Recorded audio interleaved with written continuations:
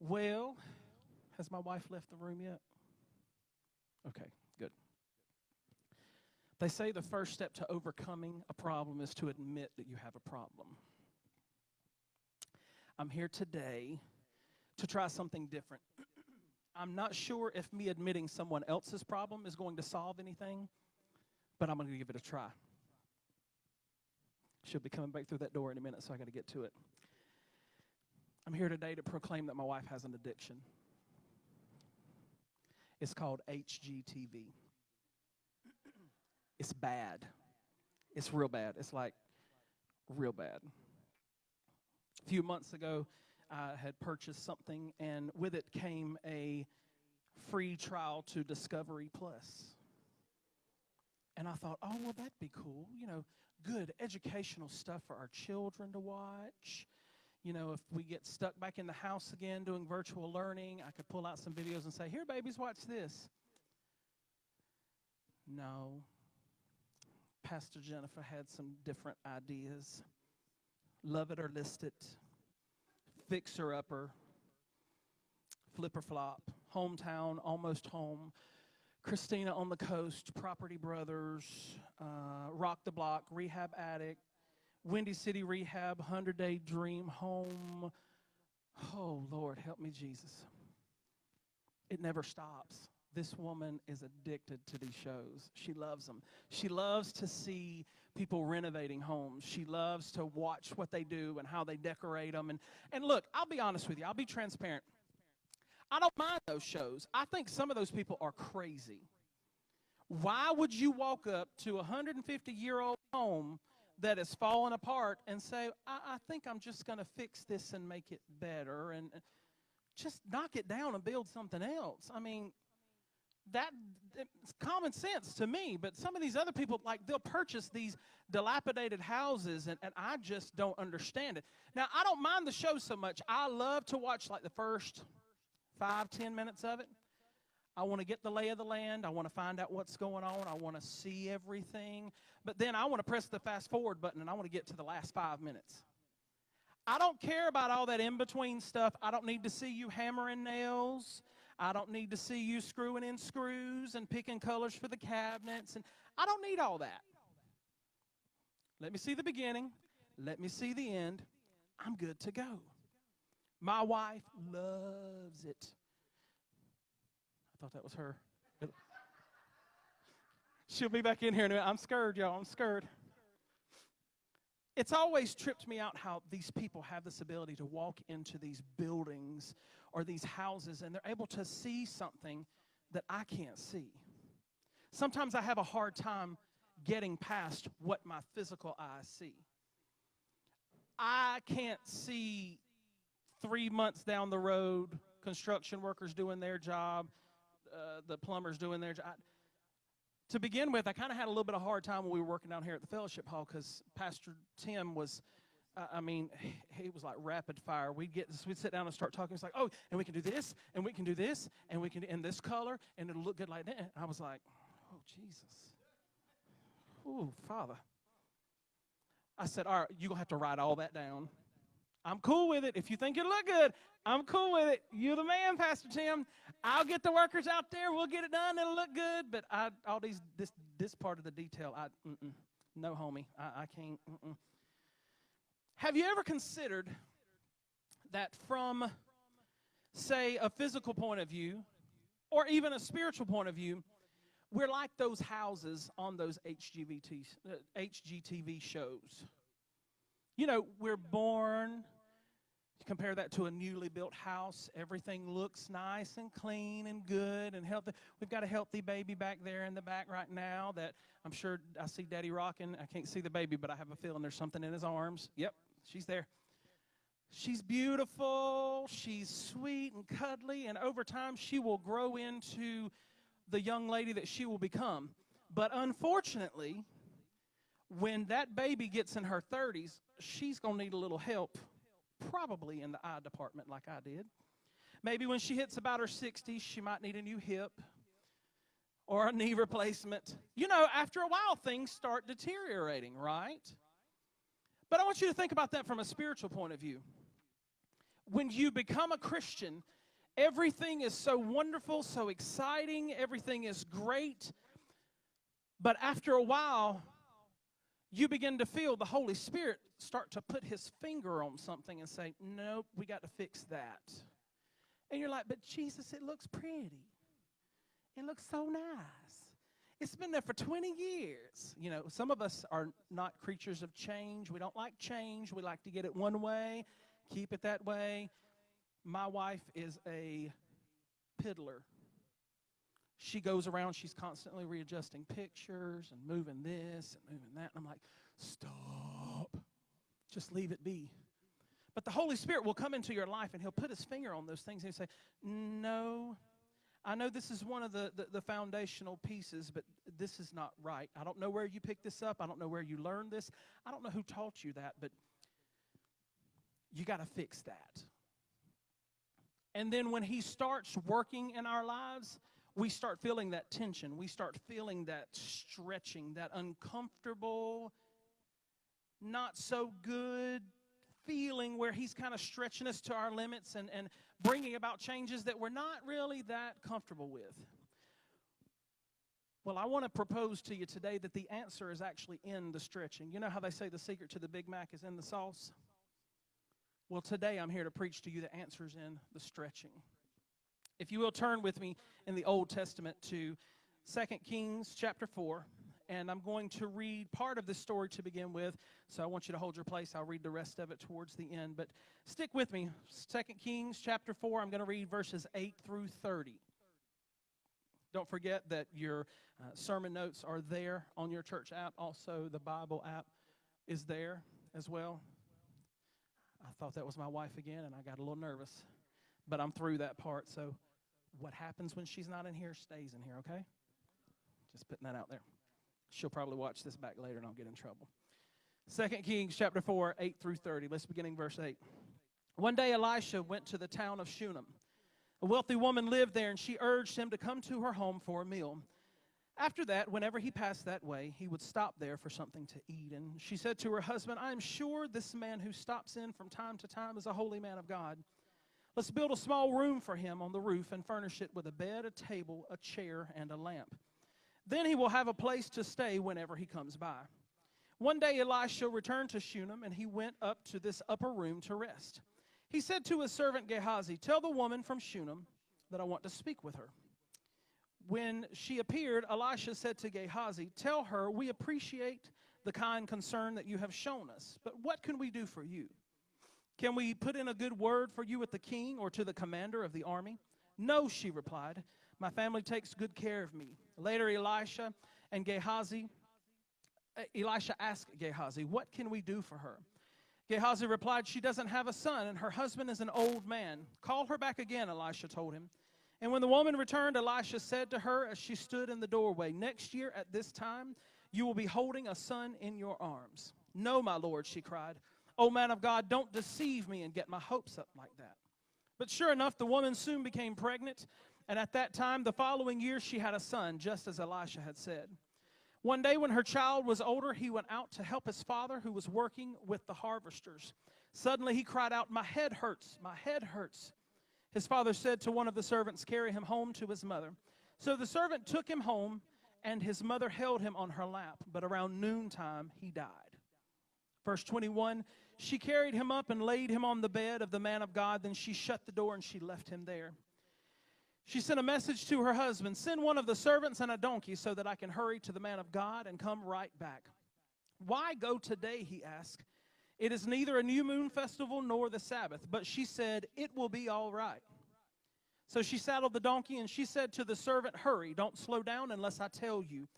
As she approached the man of God at Mount Carmel, Elisha saw her in the distance, and he said to Gehazi, look, the woman from Shunem is coming. Run out to meet her and ask her, is everything all right with you, your husband and your child? Yes, the woman told Gehazi, everything is fine. But when she came to the man of God at the mountain, she fell to the ground before him and caught a hold of his feet. Gehazi began to push her away, but the man of God said, leave her alone. She is deeply troubled, but the Lord has not told me what it is. Then she said, did I ask you for a son, my Lord? And didn't I say, don't deceive me and get my hopes up? Then Elisha said to Gehazi, get ready, to travel. Take my staff and go. Don't talk to anyone along the way. Go quickly and lay the staff on the child's face. But the boy's mother said, as surely as the Lord lives and you yourself live, I won't go home unless you go with me. So Elisha returned with her. Now, this story introduces us for the first time to the Shunammite woman. It's very apparent from the very beginning that this woman is a great woman of hospitality. There are some people who just have this gift and this ability to be hospitable. It comes very natural to them. You can go to their house at any given moment, and they can go into the kitchen and come back in about a minute and a half and present you with a charcuterie tray.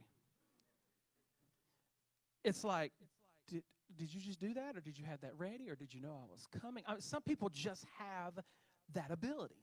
Some people just have that gifting, and it's apparent that this woman had it, because not only was she feeding him as he traveled through her town at times to go and minister, but she even goes so far as to instruct her husband, go and build a room for the man. How's that for hospitality?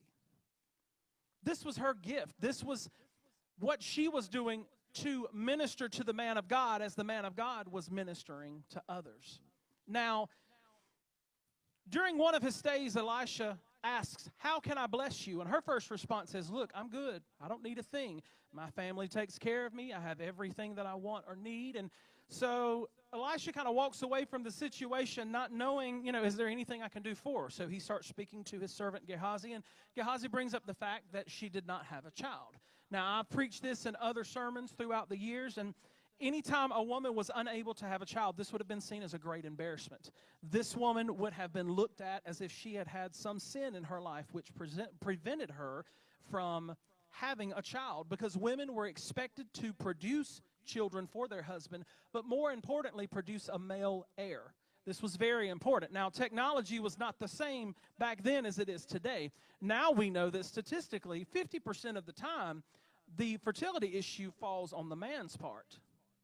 But we don't know for sure how things were back in that time period, other than the woman was left with the responsibility, hey, make it happen. And if you don't make it happen, you're looked at as if you've made a mistake, as if you're a sinner, as if you've done something wrong, and maybe God is punishing you because of it. Now, as Elisha is speaking to Gehazi, Gehazi brings up the fact that she doesn't have a child, and Elisha calls back for her and says, by this time next year, you will have a child. Now, her first response is, don't be playing with me. That's today speak. I didn't tell you that I wanted a child. It's apparent by her response she did want a child. It was a desire of hers, but she had not actually come out and asked for anything. And now the man of God is telling her, look, for the hospitality that you have shown me, for the blessing that you have been to me, God is now going to bless you. And sure enough, a year later, she has that child in her arms, and she finally has one of those things that she so greatly desires in her life. Sometime later, when the child was old enough, and we're really not given a specific age, but scholars believe that the child was probably between the ages of maybe 5 and 14, he would have been considered self-sufficient enough to go out into the field with his father. And we know that as he goes out into the field with his father, he begins complaining of a headache, and then later they take him to mom, and he dies in mom's arms. Now, again, scholars believe that it's quite probable that the child became overheated and had a heat stroke, which is what caused his death. Again, we don't know. They didn't know. But just from what we know, from the facts that we are giving, this is most likely what had happened. Now, I want you to think about this woman's life. She, I'm sure, came into the marriage just like we all do. We come in with these grand ideas of white picket fences and rose bushes and 2.3 children and a little puppy dog and a kitty cat named Max. Sorry, the Max thing, that's my cat. But we come into marriage with this idea of how things are going to be. She starts up here. Sometime later, she's unable to get pregnant, no doubt. Maybe she begins to cry out to God. She is pounded by the fact that she knows that she can't fulfill the societal expectation that has been placed upon her. So she started here. Now she's here. So she starts sinking herself into other things, maybe being hospitable to those ministers that are coming through the area. She starts busying herself with other things, and as she starts getting fulfillment from knowing that she is helping someone else. So we went from here to here, and now we're up to here, and she's kind of hovering around here. She doesn't have everything she wants necessarily, but she has settled for what she feels like her reality is going to be. Then she receives this word from Elisha. Because of your kindness to me, you're going to have a child next year. So then it's like this roller coaster of up and down, up and down. Now remember again, she never asked for this child. She never asked the man of God for this child and only admitted her feelings about the entire once she was pressed to answer that question. Have you ever been in one of those places in your life where things just seem to be going great one minute, and then the next minute it's like the bottom falls out? You ever been on a roller coaster? Feels like when you're going down, just because of the force, as you're going down, your body feels like it's lifting, but as soon as you hit the bottom, it's like you get heavier, you feel heavier. It's this weird feeling. And maybe sometimes you go through your life and everything is great one minute, and then the bottom falls out and you get a prognosis you wasn't expecting, or something goes wrong, or somebody says something and it causes a whole lot of people to gossip, and everybody knows your business and they're putting junk on Facebook, and it's just a mess, and then you end up down here, and it's just this constant up and down. We've all been there, right? We have these moments of these up and downs like this woman had dealt with. Maybe our dreams don't come true. Maybe we were bypassed for an advancement at work. Maybe a situation didn't turn out the way that we were expecting it to turn out. But I want you to understand that every time those things tend to happen in your life, whether we like to admit it or not, those are stretching moments. Fun, huh? Yeah, everybody wants to be stretched, right? I want to propose to you today that your life, specifically your spiritual life, is going to be one adjustment after another. It's going to be one recalibration after another. Because I assure you, if you were perfect, you would be Jesus. But the simple fact that you aren't perfect tells me that you are going to struggle until the day you die. We're all going to struggle. We're all going to have to deal with those moments. And when we start going through those moments, it's like a stretching that takes place. And how many of you know stretching is probably not very comfortable, right?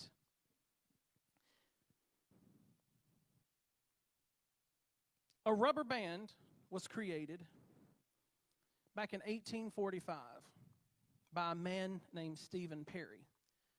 He created the first rubber bands from vulcanized rubber, and he created them with the intention of them holding together stacks of paper and envelopes. The creator, the inventor, purposed this creation to function in a certain way. Now, over the years, and in elementary school, we learned other things that it could be used for, right? Or walk by somebody and... But the original intention was not this. Does this look valuable? Is this rubber band currently fulfilling its purpose? No. It's kind of limp and lifeless. Kind of pitiful if you think about it. But as soon as that thing starts being stretched, that's when it's fulfilling its purpose. That's when it can be placed around something to hold something together. Anytime, any person that God has ever used to fulfill things for His kingdom, they have had to go through those periods of stretching. Uncomfortable stretching. I mean, let's think about it. Let's go back to the story of Noah. We know that the story of Noah is very early on in the Old Testament. I want you to understand, for Noah to begin to build the ark, that was a major step of faith for him. Because if you do your studying, you will know that Noah had never seen rain. God says, I'm about to send rain and I'm about to flood the earth. Noah said, what's rain? I don't know what that is. It was going to take some stretching on his part to have faith in God and to do what God had called him to do, because we know that if you study that water came up from the ground and it helped the plants to grow. They had never seen rain up until that point.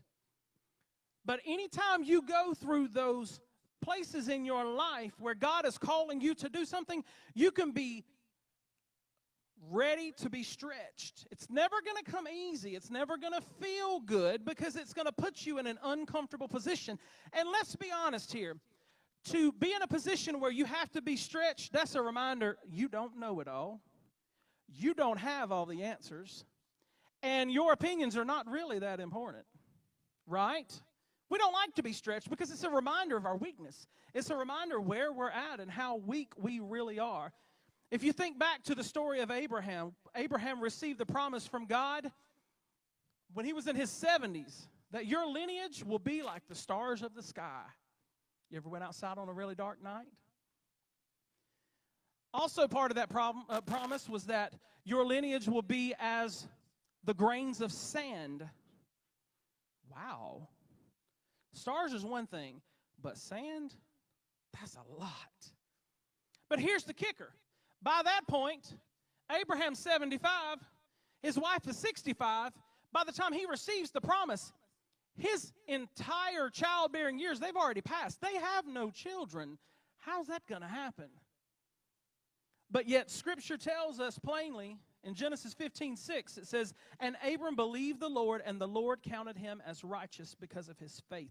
Can you imagine having to stretch your faith to believe something that you already know is physically an impossibility? That's a lot.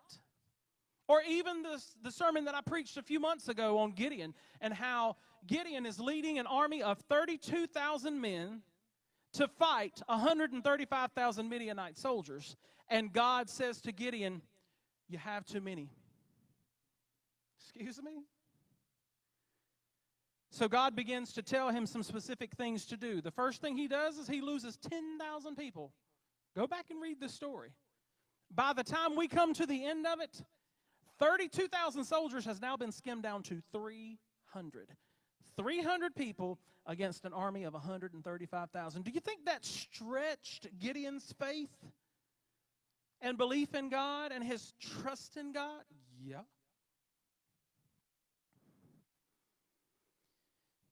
When that stretching takes place, it's going to cause tension. It's going to cause stress. It's going to cause frustration. It's going to cause irritation. It is not going to feel good. But let's take this from a weightlifter's point of view. I could, for 30 minutes for the next 10 years, take a 10-pound weight and just lift that 10-pound weight for 30 minutes for the next 10 years. Do you really think my muscle is going to grow doing that? Not really. We have a personal trainer in here. She can tell you. The growth only takes place when there's tension.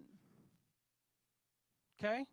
There are fibers in your muscle, and when you start to pick up things that are heavy, and when you start to lift those things, those fibers begin to break. And it's only after those fibers heal and begin to grow back that you see that the muscle itself begins to grow. It's almost like a callus. If you're working outside and you get a little callus and you end up, it starts to heal, but then you go outside and do yard work again, and then another callus pops up on top of that one. After a while, you got this big hunk of skin that's right there. Well, it's the same way with your muscles. You have to have that tension. You have to go through that tension if you're going to look as studly as your pastor. You're going to have to work at it, right? You're going to have to lift things that are heavy. And I'm talking about a physical sense, but think about it from a spiritual point of view. You're going to have to do things that you're not accustomed to doing. You're going to have to do some hard stuff. You're going to have to throw in some blood, sweat, and tears if you want to see some growth and some change and some things become the way that you would rather for them to be, right?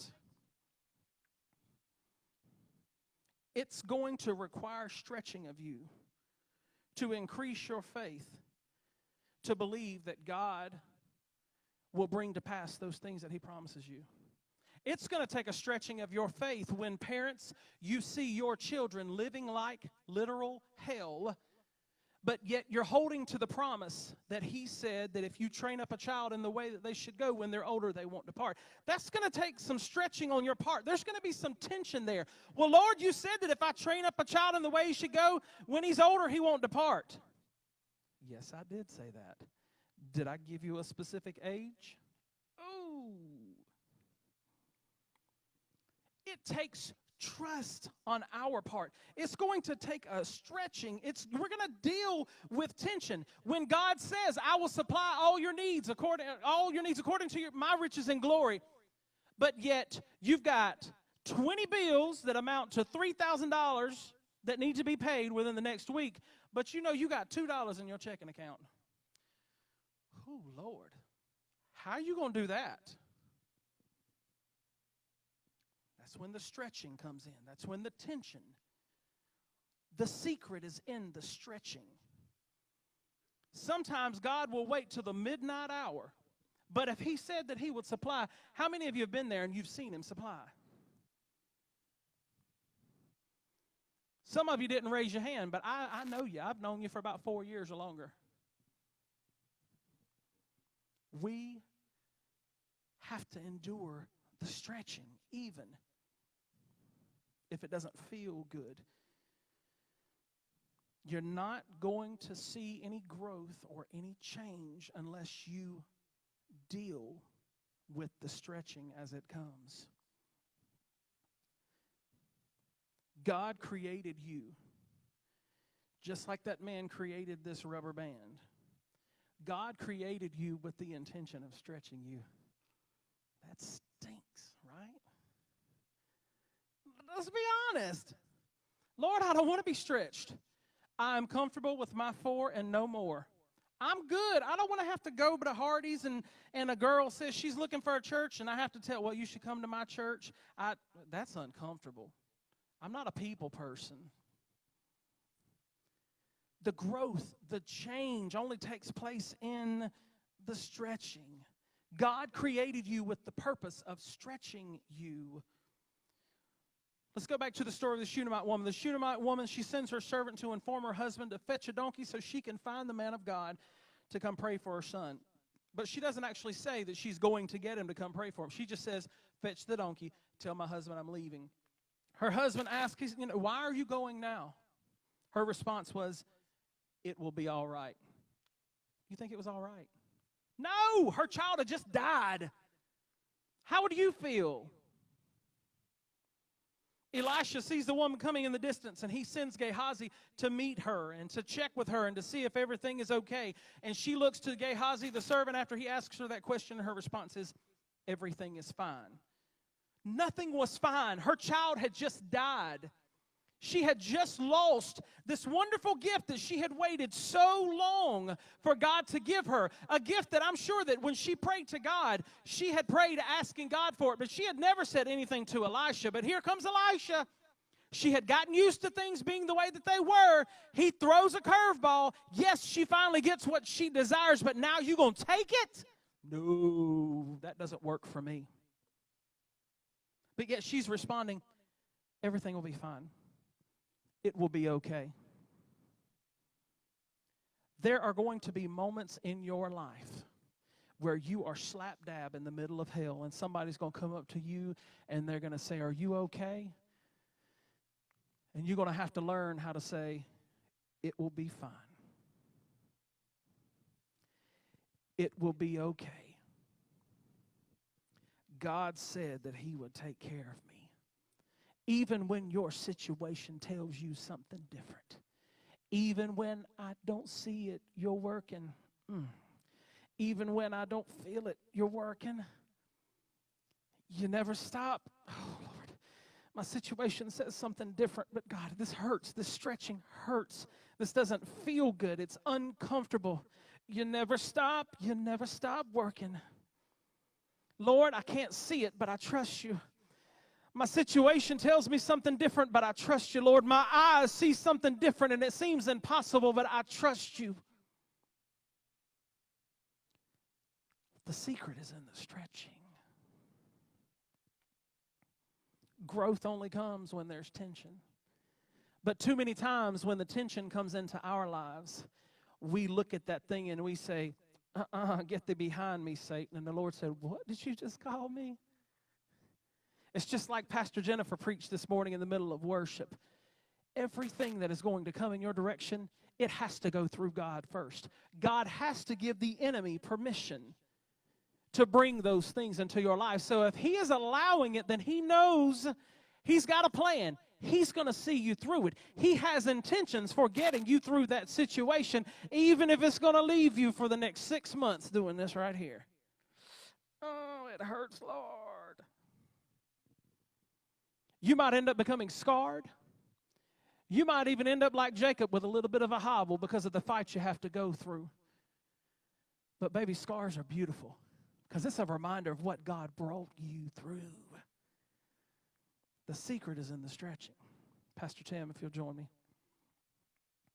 Let's finish our story.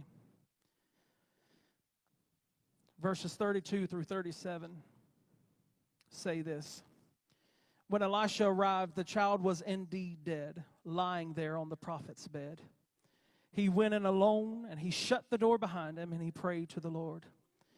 Then he laid down on the child's body, placing his mouth on the child's mouth, his eyes on the child's eyes, his hands on the child's hand. And as he stretched out on him, the child's body began to grow warm again. Elisha got up. He walked back and forth across the room once, and then he stretched himself out again on the child. This time the boy sneezed 7 times, and he opened his eyes. And then Elisha summoned Gehazi. Call the child's mother, he said. And when when she came in, Elisha said, Here, take your son. Every step she took, every step that donkey took that she was riding to see Elisha, can you imagine the torment that was going on in her mind? That's my baby. That's my baby. That's the baby that I waited so long for. But now he's gone. No, it will be fine. It will be all right. God's going to see me through it. God's got a plan. I can't see it. I can't feel it. But there's something in me that tells me that he's up to something. Lord, I don't understand this. It hurts so bad. It hurts my heart. It hurts my mind. I'm tired. I'm weak. And he just keeps on stretching. Lord, you never said that. You said you'd never place more on me than I can bear, but this feels like too much. I can't do this anymore. The secret is in the stretching.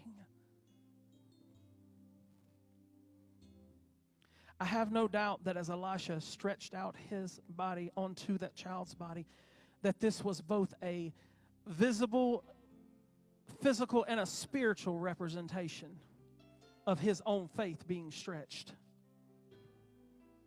I ain't gonna lie, if something ever happens to one of y'all's kids and you ask me to come stretch out myself on top of your child, that's gonna take some faith. Can you imagine what Elisha was thinking in that moment?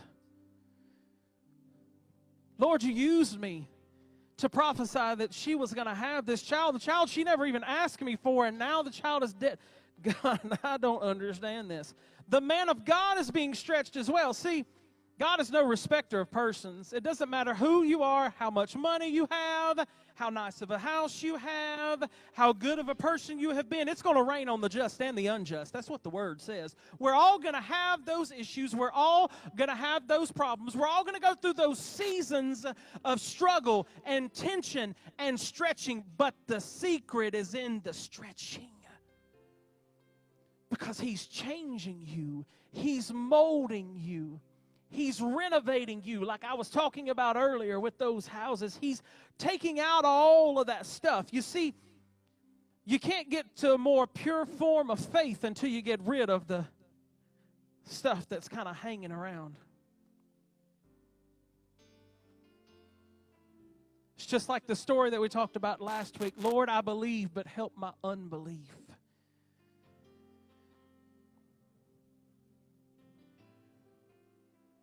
There are going to be times that you are forced to believe His promises, even when you realize that you may never actually see those things come to pass yourself. That's what happened with Abraham.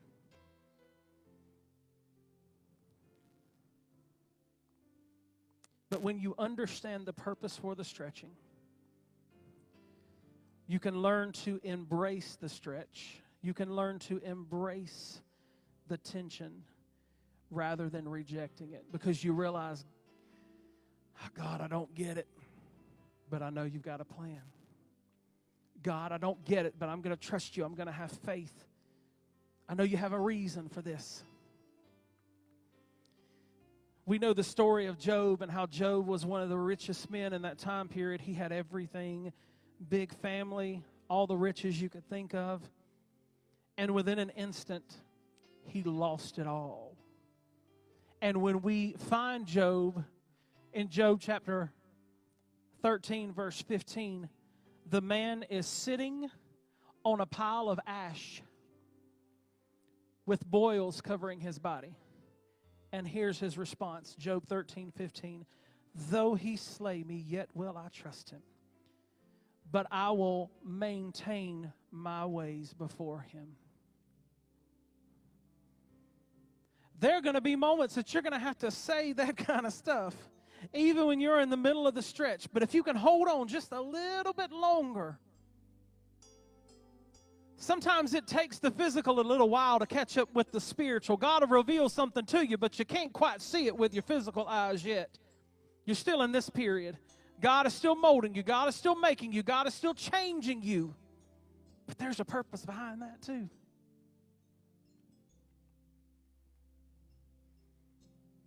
If you're going to grow in Christ, you're going to find yourself in a state of tension. And I dare say, if you are living the Christian life and you are not experiencing some type of stretching or some type of tension, you might not be doing something right. Because the secret is in the stretching. The answer is in the stretching. There's a purpose behind it. Don't get mad. Don't get upset. Don't get frustrated. Just press on. Press on. If you will, bow your heads with me this morning.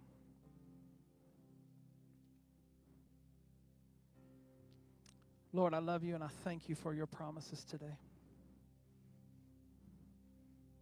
Thank you for your goodness and your mercy over my own life. Lord, I see those moments that I have gone through literal hell, things that I did not understand. Lord, things that you allowed into my life that I was made to endure. Lord, it didn't make sense. And sometimes some of those things still don't quite make sense, but I know you have a purpose. I know you have a plan. I know there's Lord, a purpose behind the stretching, even if it doesn't feel good, Lord. I know there's a purpose behind the tension, even though it doesn't feel good. But Lord, I thank you that even if I find myself in the middle of the fire, all you're doing is you're purifying me. You're allowing the heat to be turned up so that those impurities can rise to the top. And you can change me to be more what it is you have called me to be. Lord, I pray that you would minister to your people today, those that are sitting right now under the sound of my voice in this house. Lord, those that may be at their own homes as they're joining us through our Facebook Live. Lord, those that may happen upon or stumble upon this recording in months to come, Lord, help them to understand that there's a purpose behind the stretching. It may not feel good, but Lord, you work all things for the good of those that love you and are called according to your purpose. Lord, if you've called me to it, then I have no doubt that you have an intention to see me through it. I believe it. I trust in you for that, and I thank you for it.